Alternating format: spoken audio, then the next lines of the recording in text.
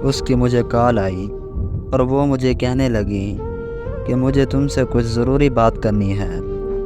اس کی یہ بات سن کر میں بہت زیادہ خوش ہوا، کیونکہ مجھے لگا کہ وہ اپنی محبت کا مجھ سے اظہار کرنے لگی ہے۔ لیکن وہ مجھے کہنے لگی کہ ارحم نے اپنی بیوی کو طلاق دے دی ہے۔ یہ بات سن کر میرے جسم سے جان نکل گئی۔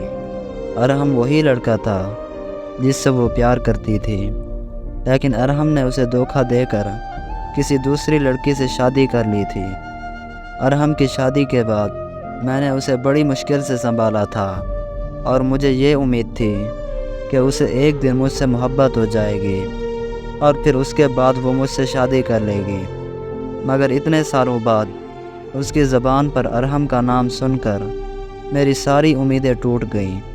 پھر میں نے بڑی ہمت کر کے اس سے پوچھا کہ اب تم کیا چاہتی ہو؟ تو وہ کہنے لگی کہ نہیں میں کچھ نہیں چاہتی۔ پھر وہ مجھے کہنے لگی کہ ارحم کے گھر والے اس کا دوبارہ رشتہ ڈھونڈ رہے ہیں۔ میں نے اسے کہا کہ تو تم مجھ سے شادی کر لو۔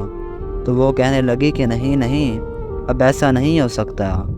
میں نے اس سے پوچھا کہ کیوں؟ ایسا کیوں نہیں ہو سکتا؟ وہ کچھ دیر خاموش رہنے کے بعد مجھ سے پوچھنے لگی کہ کیا ایسا ممکن ہے؟ میں نے اسے کہا کہ جی بالکل ممکن ہے، اور اس میں کوئی برائی بھی نہیں ہے۔ اور پھر ارحم کی باتیں کرنے لگی۔ وہ اتنی خوش تھی کہ اسے میری آواز کا درد محسوس نہیں ہوا۔ پھر اس نے یہ کہتے ہوئے خدا حافظ بول دیا کہ ٹھیک ہے، میں ارحم سے بات کرتی۔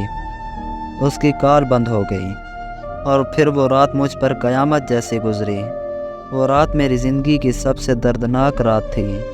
اس رات کے بعد مجھے کبھی بھی اس کی کال نہیں آئی، اور نہ ہی مجھ میں اتنی ہمت تھی کہ میں اسے کال کرتا۔